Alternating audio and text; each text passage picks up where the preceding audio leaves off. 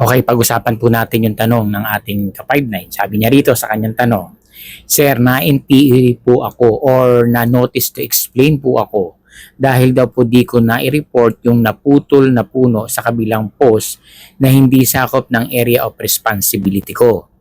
Bakit daw di ko po narinig yung power saw yung power saw? Kinabukasan na NTE ulit ako dahil nasa likod daw po ako ng building na area ko, sakop po yun ng irreversibility ko ng likod. Dapat daw nasa harap lang ako ng building. Tama po ba yung ginawa sa akin? So ulitin po natin na basahin. Medyo, okay. Sir, na-NTE po ako or na notice to explain dahil daw po di ko ni-report yung naputol na puno sa kabilang post na hindi sakop ng area of responsibility ko. So hindi sakop ng area of responsibility sa kabilang post daw ito. Bakit daw di ko po nadinig yung power saw?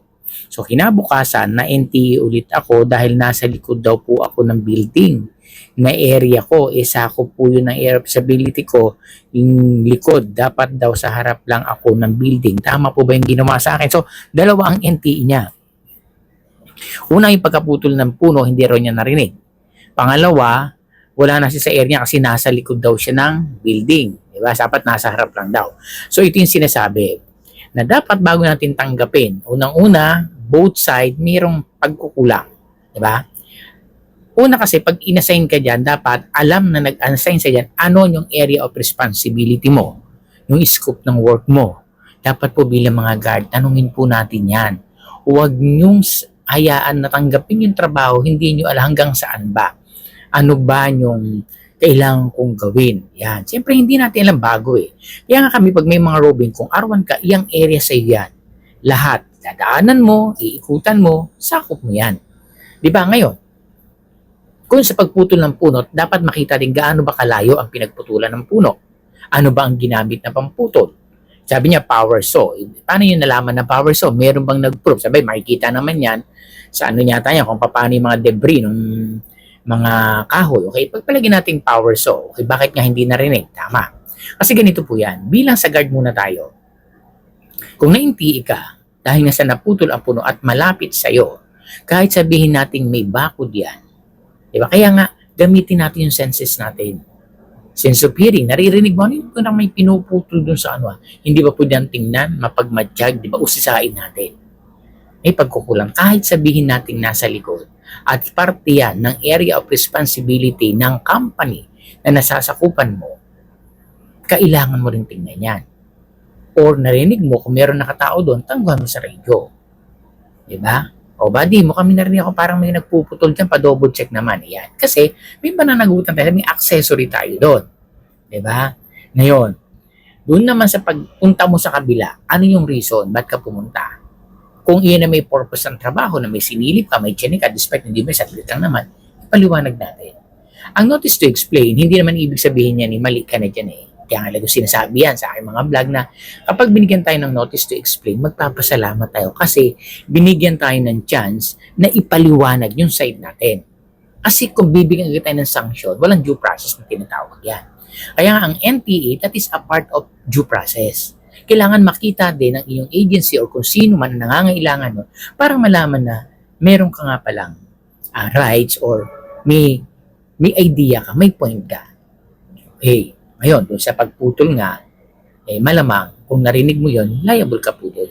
Ipaliwanag mo na lang. Diba? Kaya nga, dapat be observant. Yung sinasabi na maging vigilance po ba? Dapat maging update kayo dyan sa mga area ninyo. Mapagmatyan. Kahit nga parang tunog lang yan, mapapagugulat ka diba? Ano ba yung ginagawa nila yan? Diba? Kahit sa amin sa mga area na pag parang may pumutok or something pala pinto lang, talagang tinicheck namin.